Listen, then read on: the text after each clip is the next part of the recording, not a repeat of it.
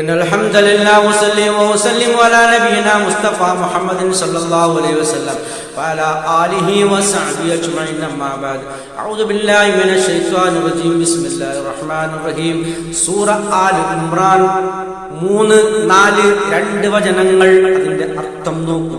നസ്സല അലൈക്കൽ കിതാബ bill ഹഖ്, നസ്സല അവതരിപ്പിച്ചു, അലൈക നബിയെ താങ്കളുടെ മേൽ അവതരിപ്പിച്ചു, അൽ കിതാബ് വേദഗ്രന്ഥം ഇറക്കി, ബിൽ ഹഖ് യാഥാർത്ഥ്യ പ്രകാരം, മുസദ്ദിഖൻ സത്യപ്പെടുത്തിക്കൊണ്ട്, ലിമാ ബൈന യദയ്യ അതിനു മുമ്പുള്ള വേദഗ്രന്ഥങ്ങളെ സത്യപ്പെടുത്തിക്കൊണ്ടാണ് അല്ലാഹു സുബ്ഹാനഹു വ തആല ഈ ഖുർആനിനെ താങ്കൾക്ക് അവതരിപ്പിച്ചത്, അല്ലെങ്കിൽ താങ്കൾക്ക് ഇറക്കി തന്നത്. വഅൻസല തൗറാത്ത വൽ ഇൻജീൽ, തൗറാത്തും ഇൻജീലും നാം അവതരിപ്പിച്ചു അല്ലെങ്കിൽ ഇറക്കി. ഇത് രണ്ട് പൂർവ്വ വേദഗ്രന്ഥങ്ങളുടെ പേരാണ്. എന്നാൽ സത്യത്തിൽ ഇന്ന് ക്രൈസ്തവരുടെ കയ്യിലുള്ള ബൈബിൾ എന്ന് പറയുന്ന ആ ബുക്കിന്റെ ഉള്ളിൽ അടങ്ങിയിരിക്കുന്ന പഴയ നിയമവും പുതിയ നിയമവുമല്ല യഥാർത്ഥത്തിൽ ഈ തൗറാത്തും ഇൻജീലും. അത് മൂസ നബി അലൈഹിസ്സലാമിനും അതുപോലെ ഈസ നബി അലൈഹിസ്സലാമിനും അല്ലാഹു സുബ്ഹാനഹു വ തആല ഇറക്കി കൊടുത്ത ആ യഥാർത്ഥ തൗറാത്തിനെ കുറിച്ചും ആ യഥാർത്ഥ ഇൻജീലിനെ കുറിച്ചുമാണ് അല്ലാഹു സുബ്ഹാനഹു വ തആല ഇവിടെ പരാമർശിക്കുന്നത്.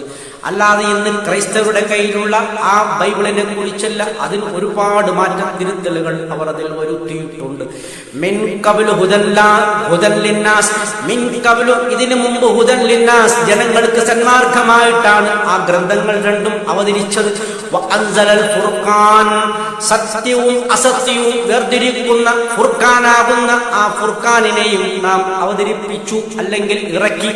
ഇന്നല്ലദീന കഫറൂ, നിശ്ചയമായും അവിശ്വാസികൾ, ബിആയാത്തില്ലാഹ് അല്ലാഹുവിന്റെ വചനങ്ങളെ അവിശ്വസിക്കുന്ന ഒരു കൂട്ടർ, ലഹും അവർക്കുണ്ട്, അദാബുൻ ശദീദുൻ കഠിനമായ ശിക്ഷയുണ്ട്. വല്ലാഹു അസീസുൻ, അല്ലാഹു പ്രതാപശാലിയാണ്.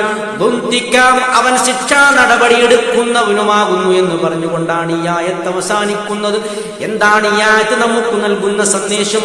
അല്ലാഹു സുബ്ഹാനഹു വ തആല ഈ ഖുർആന് മുമ്പ് ഒരുപാട് ഗ്രന്ഥങ്ങൾ, പ്രത്യേകിച്ചും തൗറാത്തും ഇൻജീലും പോലത്തെ ഗ്രന്ഥങ്ങൾ അവതരിപ്പിച്ചിട്ടുണ്ട്.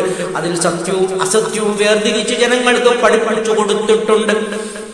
അതിന്റെ യഥാർത്ഥ മാർഗദർശനങ്ങൾ ഉൾക്കൊള്ളാതെ അതിൽ നിന്നും വ്യതിചലിച്ചുകൊണ്ട് ശിർക്കിലേക്കും കുഫ്രിലേക്കും വ്യതിചലിച്ചു പോയ ഒരു ജനതയെ സത്യമാർഗത്തിലേക്ക് നയിക്കാൻ വേണ്ടിയാണ് മുഹമ്മദ് നബിക്ക് ഖുർആൻ കൊടുത്തു. നാം ഇതാ നിങ്ങളുടെ മുമ്പിലേക്ക് അയച്ചിരിക്കുന്നെന്നാണ് അല്ലാഹു നമുക്ക് നൽകുന്ന സൂചന.